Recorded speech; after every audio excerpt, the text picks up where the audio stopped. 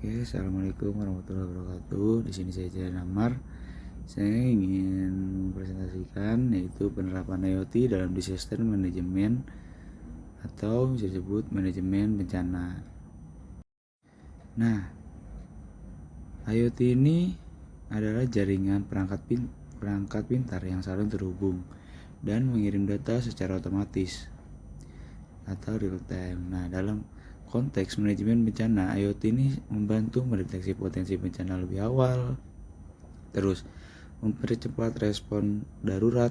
Jadi data kayak seperti hujan deras atau kenaikan air di bendungan secara tiba-tiba tuh jadinya datanya sangat akurat. Lalu ada meningkatkan akurasi data lapangan. Nah, itu tuh yang tadi seperti saya sebutkan.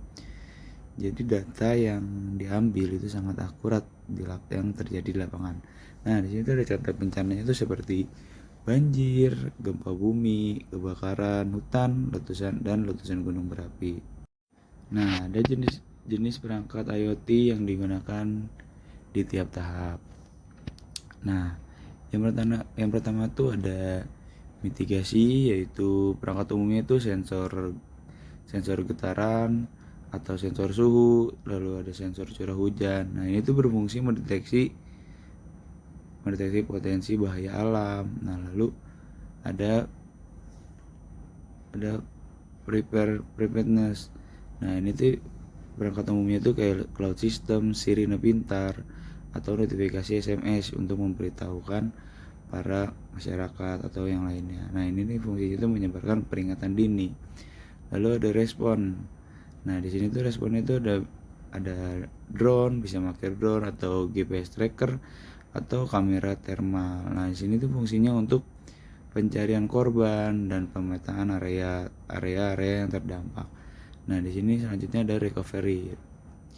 Nah, di sini tuh ada perangkat umum itu seperti sensor infrastruktur, sistem pemantauan data. Nah, di sini tuh fungsinya tuh evaluasi dan rekonstruksi setelah bencana. Nah, yang saya sebutkan tuh kayak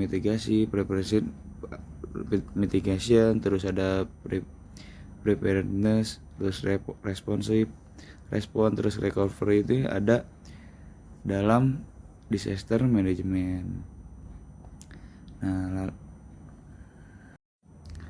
selanjutnya ini ada contoh implementasi. Nah, contoh implementasi ini kayak seperti sistem peringatan dini banjir di Katulampa Bogor.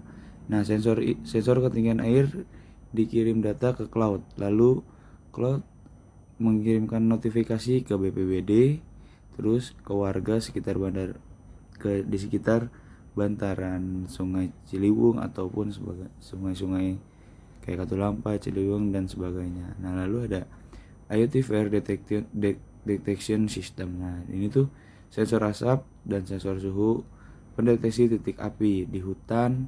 Nah, lalu mengirimkan lokasi via GPS. Lalu ada pemantauan gunung berapi.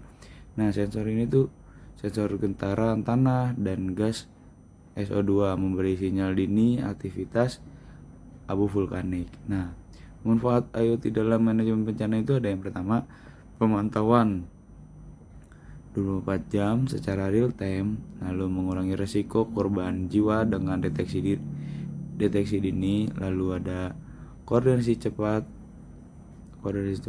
antar instansi seperti BPBD, terus TNI, PMI, lalu polisi. Nah, yang selanjutnya ada penghemat biaya dan waktu operasional lapangan, kayak misalnya tidak harus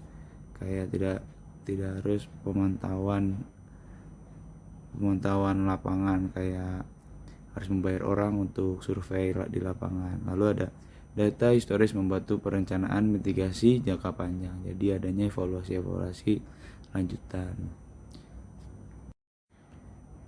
Selanjutnya ini ada keuntungan dan dampak IoT dalam manajemen bencana. Seperti yang pertama itu respon lebih cepat, data dikirim otomatis tanpa menunggu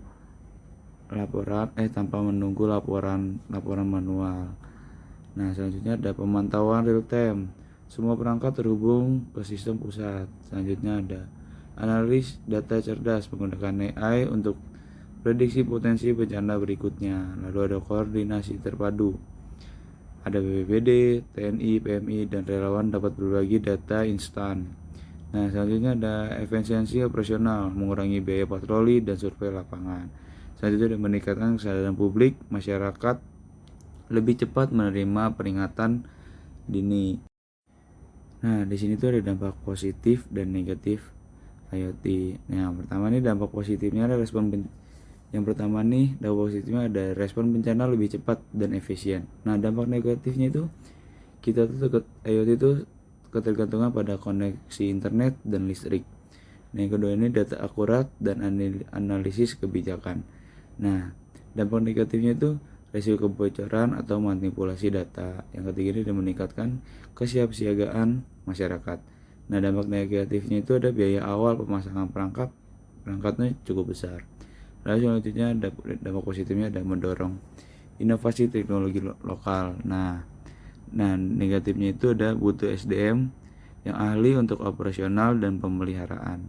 Nah, yang terakhir ini membangun sistem tanggap darurat otomatis. Nah, tapi negatifnya itu ada potensi false alarm jika sensor tidak akurat.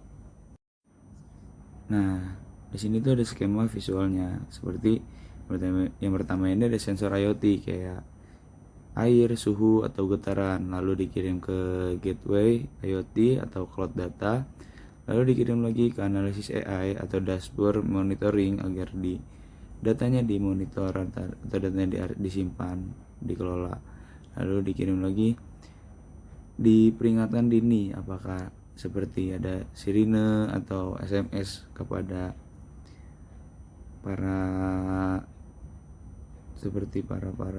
bantaran Ciliwung atau kaki-kaki gunung yang berdampak pada gunung meletus atau banjir. Lalu disambungkan lagi ada respon cepat dan pemulihan.